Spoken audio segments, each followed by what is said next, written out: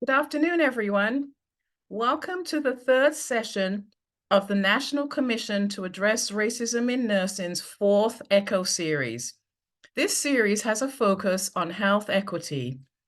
Whether you have been involved in previous ECHO sessions or are new to this space, we are so excited to be here and hope this interactive learning series is a place for you to find guidance and support.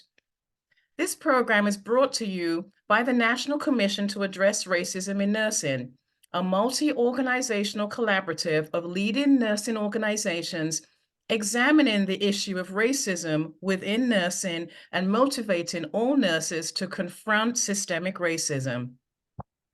This is an 8-part series, and you will earn 1.5 continuing nursing education units for attending today's session.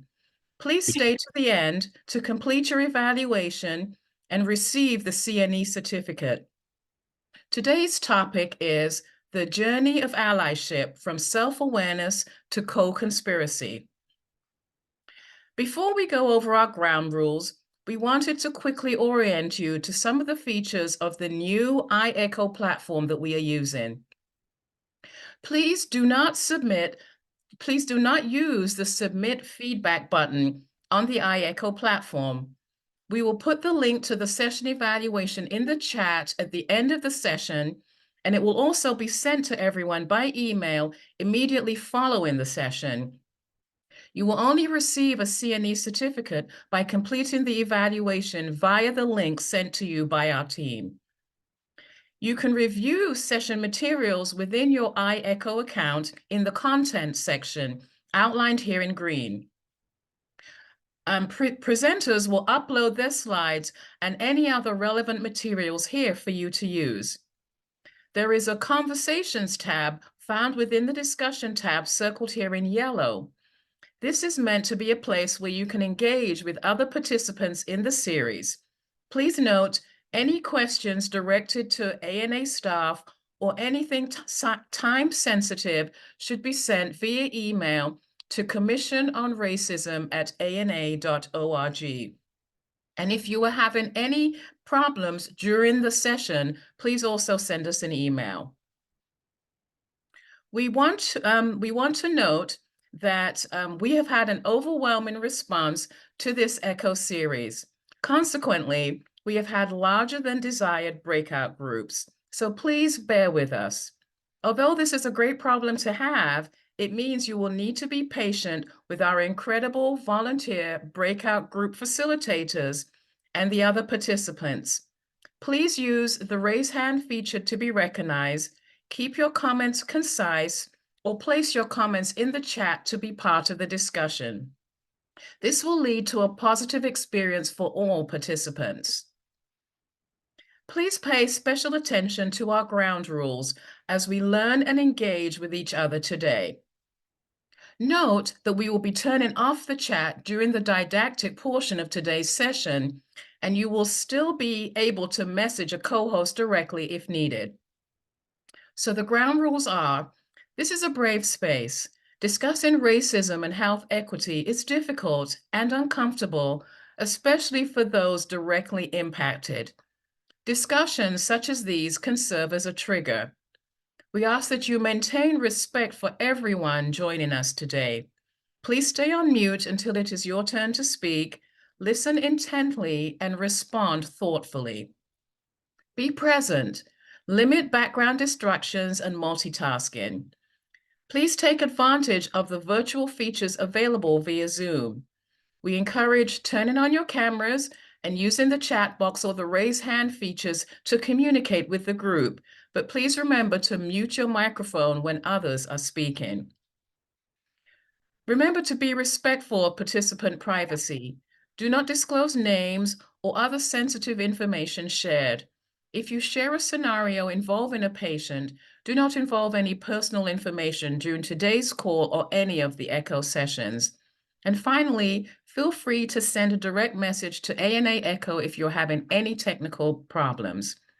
So I will now turn the presentation over to Blake Smith.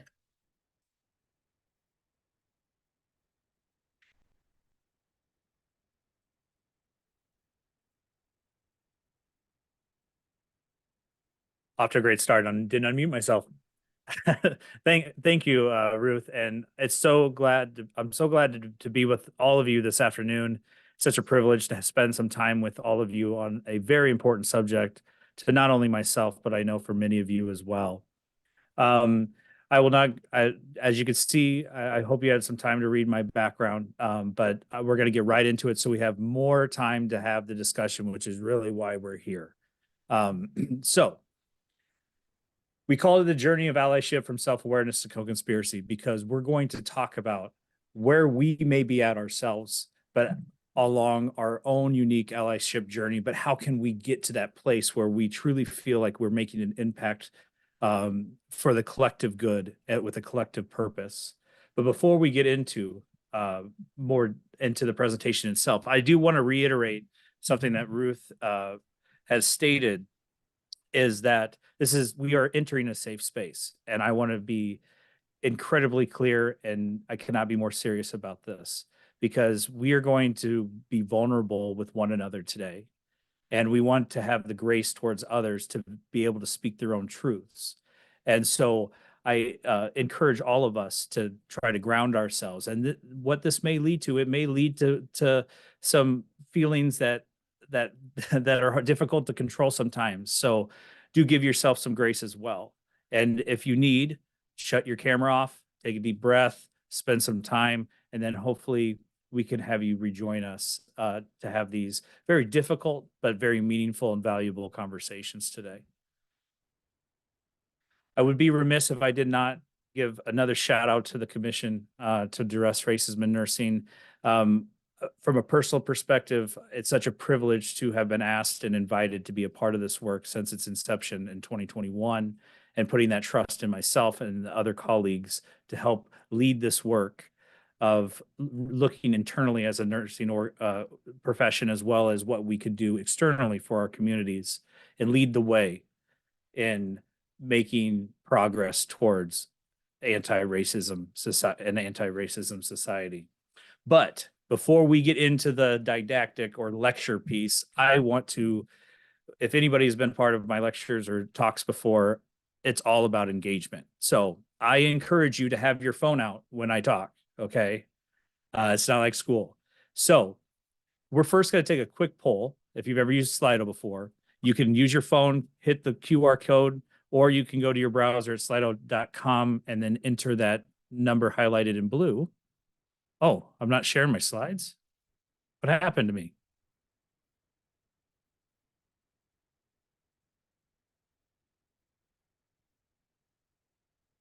How about now?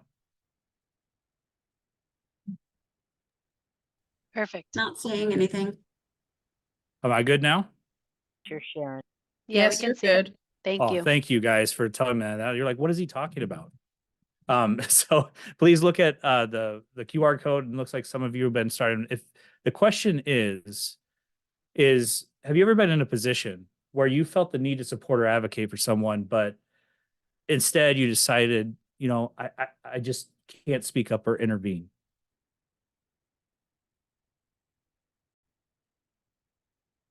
I'll give it just a few more seconds here. But as you can see, even with, others still chiming in here, it's overwhelming to the point of not stepping up or maybe meeting the moment that we would have liked to have met for someone in the past.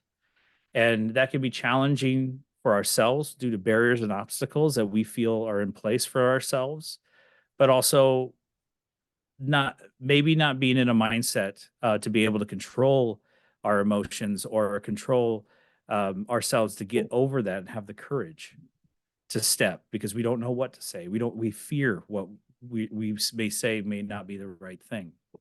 So I wanted to do that to level set us here, that it's much more common than what we think in our everyday lives. So let's first talk about the difference between what an ally is and what allyship is, because these words are used interchangeably a lot. And what I want everyone to realize is one is a title. It's given to somebody that has to be earned. And so I know the word ally gets thrown around a lot. To me, this term is incredibly sacred because it's something given to somebody else. And so you'll hear me a lot of times having conversations with others in this space, but they ask you, and maybe you have been asked the question, are you an ally?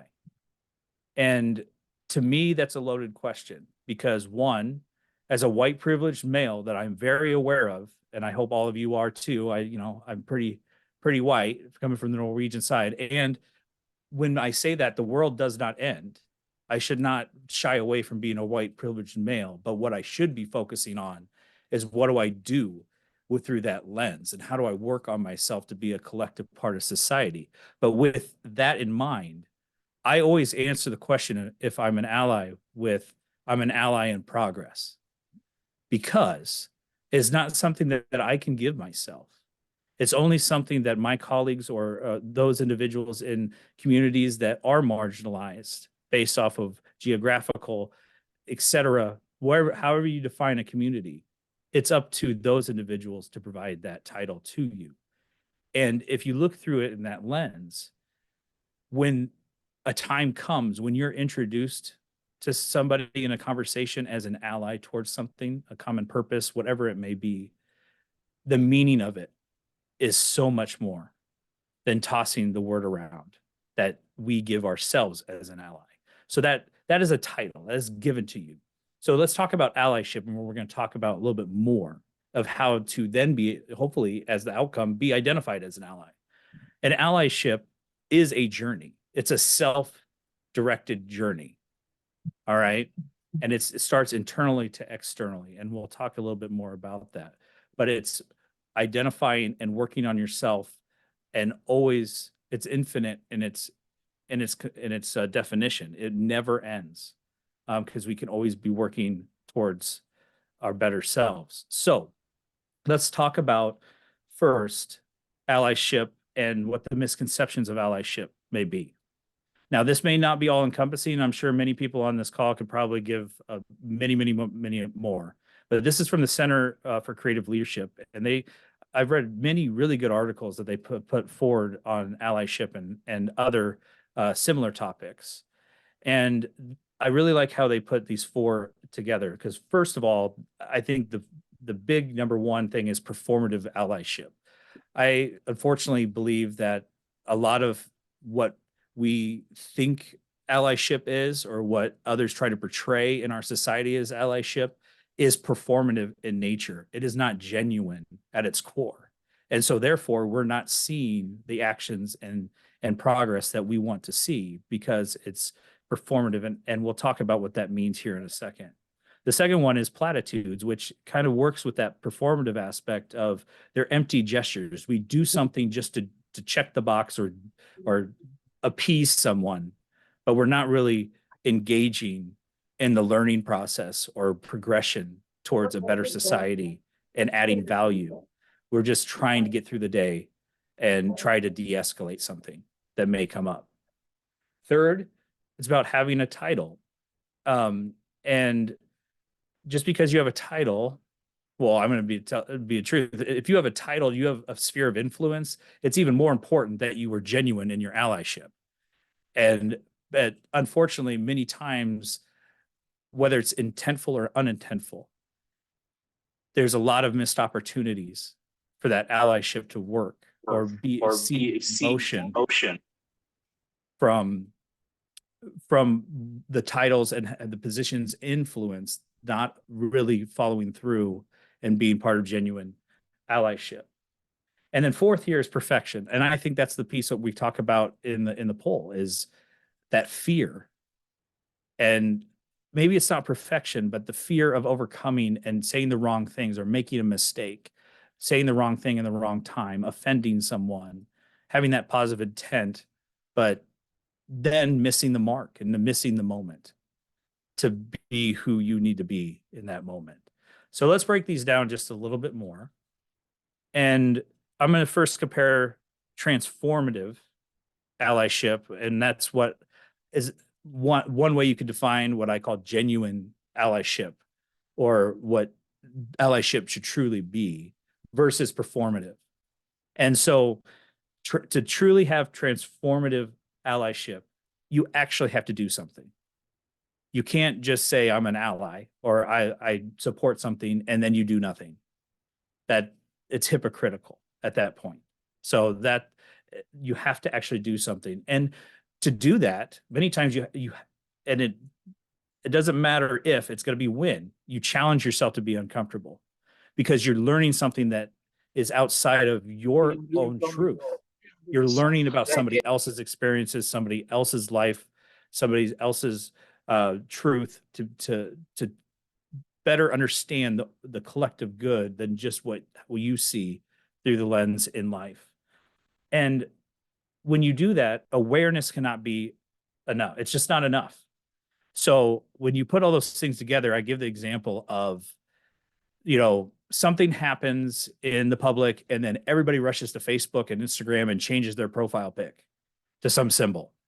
And they're like, look, I'm being an ally. And then do nothing after that.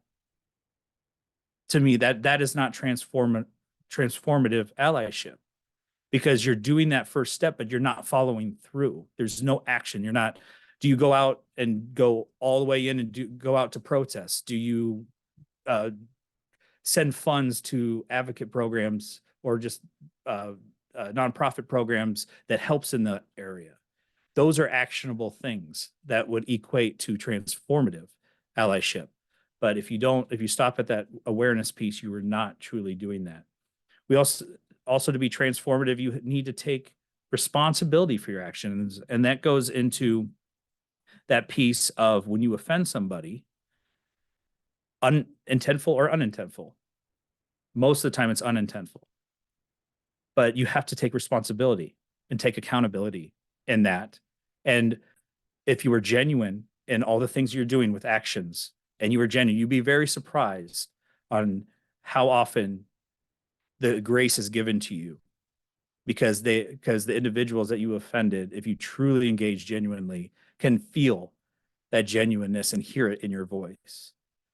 And you'd be surprised at how often you are forgiven for those mistakes. But you have to learn from them. You can't keep making the same mistakes. And when we make those actions, then the actions cannot be internal. They can't benefit the internal. And what I mean by that is yourself. It has to benefit others. You have to be doing it for others. And that's the sole reason, because it's better for the collective good. And then therefore, indirectly, it benefits you, but you aren't directly doing it because it's going to better yourself. It's about bettering a collective group of individuals in society. So let's compare that to what performative is, because a lot of the things that transformative is performative. So performative allyship is really based on self-gratification, like I was just referring to, is I'm doing something because it makes me feel good. I'm going to help these people, not so much for the solution. I may be thinking that I'm helping them, but truly, if I'm not aware of myself, I'm doing it for my own gratification. And because I do that, and I'm also many times not following through on what I'm saying I'm going to do. And it's very hollow in what I'm doing when I say that I'm supporting someone else. And you see this a lot unfortunately, in statements that are put out that are reactionary every time something happens in the public. So enter in the blank, an event. We know many of the big ones from the last few years, but I'm not going to point any specific one out.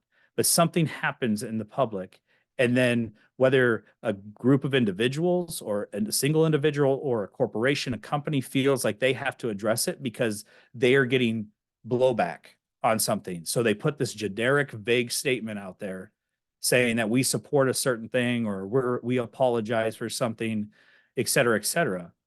But then when you go to their website or ask what programs or what they're doing to fix or find a solution, they have no answer for you. So to me, that's performative. There's no follow-up to it. So we want to make sure, and really all they're trying to do is distance themselves from scrutiny. They want to mitigate and de-escalate the current short term. And then hopefully everybody will forget about it. And again, it doesn't matter if it's intentful or unintentful. That's what that cycle is in performative allyship. And really, those statements are based off rhetoric at its foundation. They're going to use buzzwords, words that they feel that the people that they offended need to hear. But we know that they're just talking the talk and not walking the walk, right? And it's many times so blatantly, seen, but they continue to do those. But even in the worst cases of performative allyship, and this is unfortunate in many, many examples, is that it could turn into what many times is called savior syndrome or savior complex. And that is really when someone truly feels that they're helping someone else, but they are not really helping for the solution. They're doing it just because it makes them feel good and they're addicted to it. And you see that many oftentimes, unfortunately, in a lot of missions to certain continents. For example, Africa. There's been issues that these groups have been trying to solve for 30 years, but yet how come we've never made no progress for 30 years when we keep pumping funds and sending people to help? Because they're not putting the funds into actually finding the solution. They're putting the funds to send more people over and over again and to do the same things and not trying something new. That is what leads to what we call savior complex. There are a couple of documentaries out there that I would challenge you or encourage you to go look at. Well, I think one's on Amazon and the other one's on Netflix. But I found it very interesting from those who have suffered from savior complex. So then let's move on to the other ones. Platitudes, titles, and perfection, oh my. There's so much to worry about, right? I'm overwhelmed. But I want everybody to realize if you're genuine in your intent and therefore in that transformative lens, to get there, we can't be scared or overwhelmed. We can't look at everything. We just need to focus on ourselves and take one thing at a time. And most of all, we need to be willing to ask for forgiveness on our journey. I mentioned it before, but if you don't take anything away from this, is to be graceful to others and be graceful to yourself.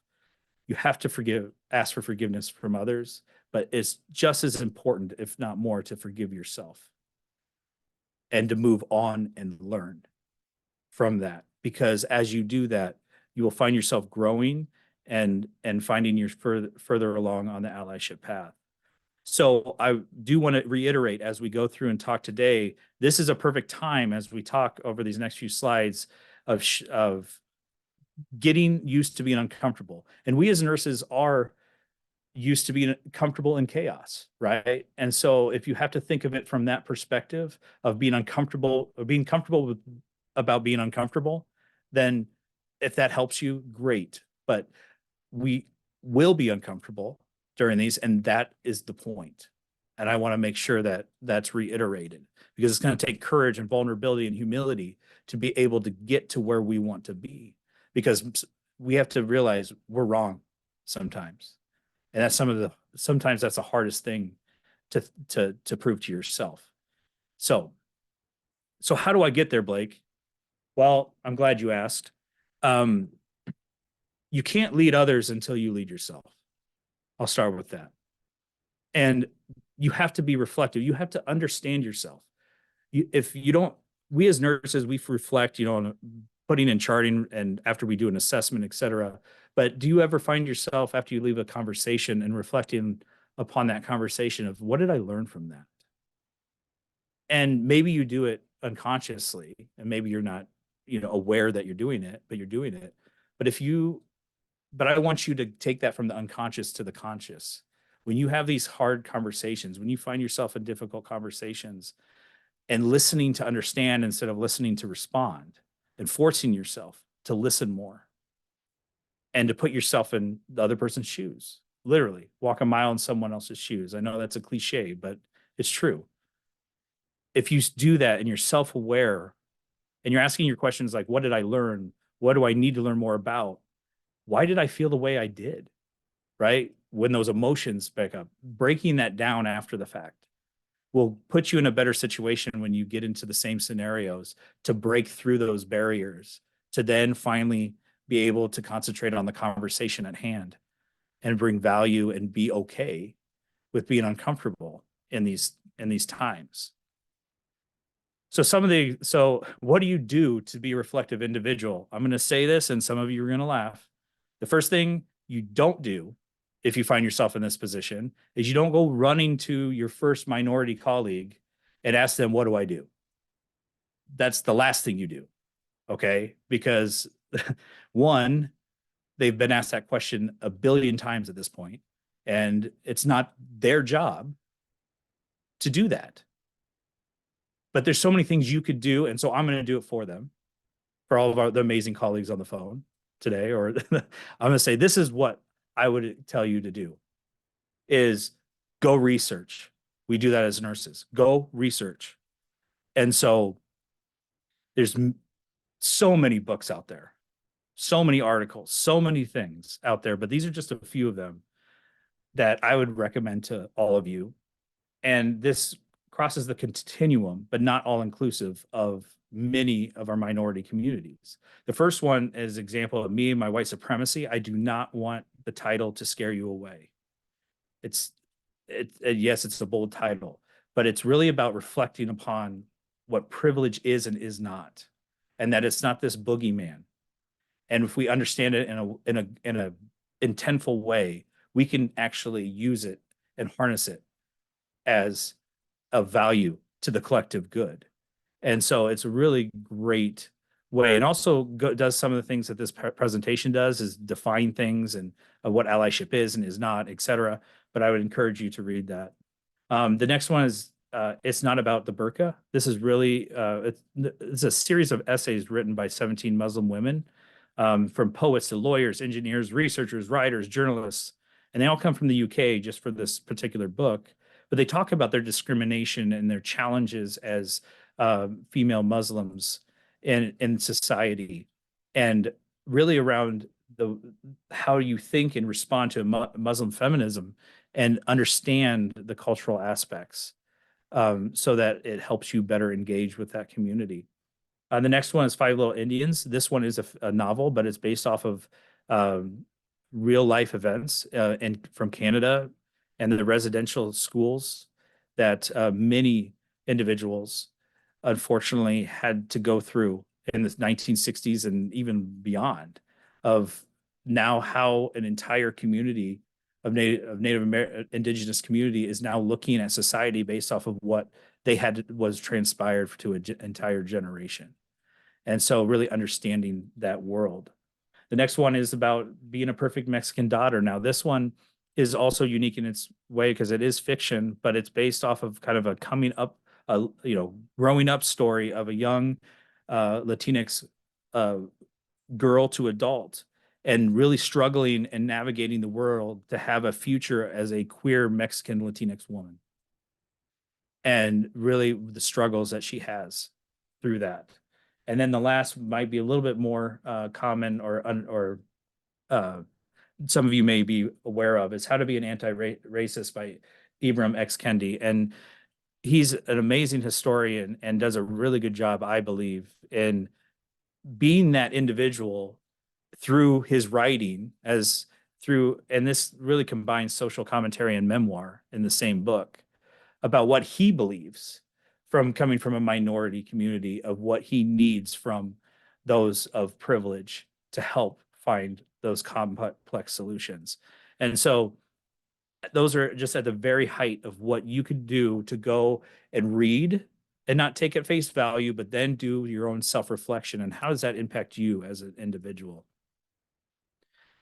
So once we know and identify and understand ourselves, then we can finally engage and communicate, right? But when we do that, we can't just go out there and start talking. You have to understand the environment and your audience that you're interacting with. You have to make sure that you're very aware of the words that you speak. And it's not about being politically correct. It's about being genuine and being just a decent person and being curious. That's the point. And you have to make sure that you're connecting with the right people at the right time. and understanding the whole concepts. And really that takes intent and strategy in everything you do when you communicate. But we do that as nurses too, right? When we enter one room compared to another room, we completely change and we meet the moment to what that individual needs from us, right? Well, that's the same thing in this context, but just on a different topic or a different level, and being very genuine in how we do it. And you start with listening, you understand, and then you engage, right? And communication is not just verbal, it's nonverbal as well. So you need to be very aware of what you're doing and understand your emotions and maybe the emotions that you're working with others around a very maybe difficult conversation. So that's the next step, is working on those skill sets for communication. Then, if you've mastered or continue to master those skill sets of reflection and communication, over time, you will finally get to what in the title was called co-conspiracy, or accomplice is another term that's thrown around, or what I would like, I've put here today of being more, try to connect the dots a little bit more on a more grand scale of being a change agent. We as nurses are change agents, right? And we're trying to change the future for the better. And if we are truly on an allyship journey and we are working to be identified as an ally, to do the hard work, to be in lockstep and meet the moment, then we have to be in a change agent, because things have to progress and be actionable. So how do you truly know that you're making change, or what are some characteristics of changes, or what are characteristics of good change agents? And some of the characteristics that I would point out about good change agents and identifying them, one, when they walk in a room, they almost have an aura about them. But tangible things of knowing that the benefits, what the benefits of the changes will bring, and hanging through it in the hard times. We on our allyship journey, we're going to have hard times, but I will guarantee you it's never been as hard as those of the individuals going through the oppression or the discrimination. And so if you continue to understand that, your uncomfortableness is for the better. And no one's, and to me, what I was telling myself, I'm like, no one's caring about how you're uncomfortable, Blake. That's what I'm putting in, and I'm investing because I care and you're genuine. So that's the first aspect. The other one is always staying in touch with the human side of things. Things are going to get there's going to have a lot of friction many times. And during those times of staying in the space of that everyone is human and not dehumanizing individuals will help keep yourself in that realm to find solutions. And then the next one is about embody that change. So once you know the terrain and you know the individual players and you know what needs to happen, don't wait for permission. Do it and be the embodiment of that change. Take the risks and expect it to pay off.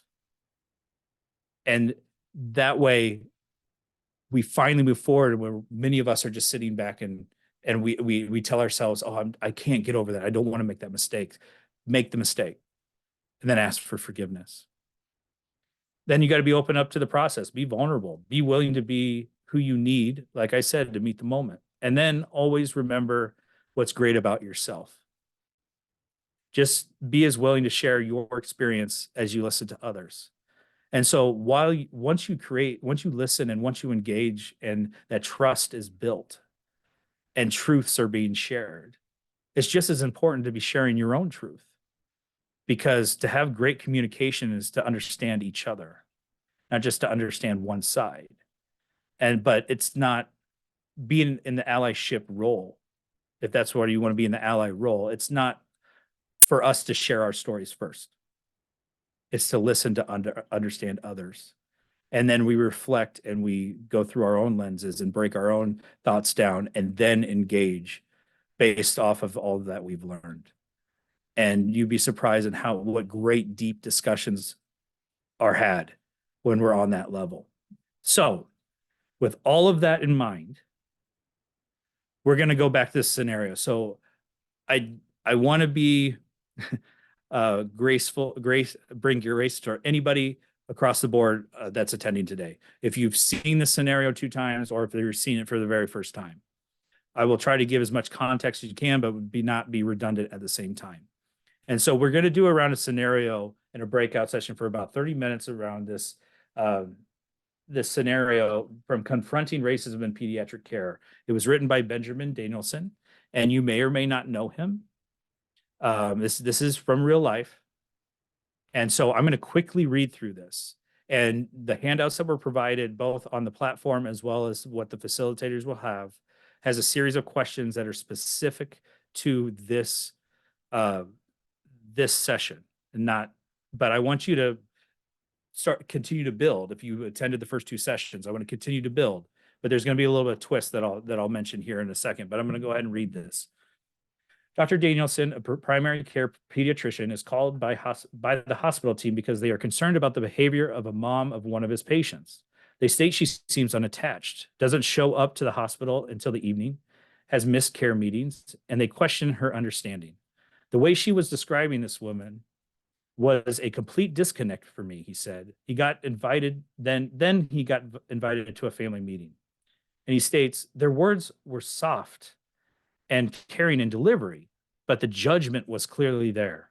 This mother was not meeting the expectations of how they wanted a mother in this situation to show up and behave. He continues, I met with the mother when she came to see her son that evening. We both lit up when we saw one another, and we had a long talk. She was exhausted. She told me that she was on the verge of being fired from her job because of missing shifts while staying with her child in the hospital. Now she could only come at night, after work, after going home to feed and care for her other children, and then taking the hour-long bus ride to the hospital. She sighed before sharing with me the details of her past that I didn't know. When I was a kid, my sister was really sick too. When she was hospitalized, my mother was so scared and worried, and she let it be known to the care team. But they decided she was acting too emotional, unstable maybe. This led to the hospital watching her closely when she visited, even having security guards sit outside of the room. They started to consider her aggressive for getting upset and frustrated. And in the end, they banned her from visiting and called Child Protective Services. We were all put into foster care. It was horrible. She paused. I'm trying to be as tough and unemotional as possible when I come here. I'm so scared of history repeating itself. And I don't want them to get any wrong ideas about me or my children. I never want them to go through what I went through. So that is the overarching scenario and Dr. Ben Danielson's versioning of that. So for this scenario, I do want to point out for those who have seen this before and gone through some other questions, if you may or may not know that Dr. Ben Danielson in real life in these situations is an African-American male physician. It does not say that in the scenario. It does not say in the scenario that also the mother that he spoke to was an African-American woman. But I say all that for this piece because I want us to get even more uncomfortable and get out of the original scenario. As we read, and it goes into further detail, there are 3 scenarios broken down on the handout that gives a little more context, maybe a little bit more, back and forth commentary. I want you to envision this scenario if Dr. Ben Danielson was a white privileged male physician and what he did or did not do, and answer the questions as such.